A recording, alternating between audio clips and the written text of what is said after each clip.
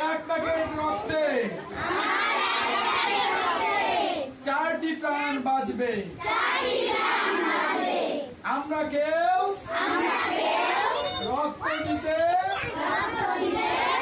ভয় পাবো না।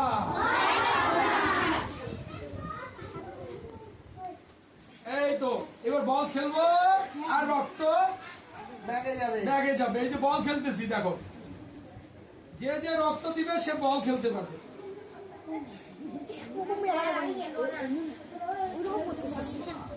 যে যে খেলবো না বাইরে চলে যাও, তাহলে তার মনে ভয় আছে।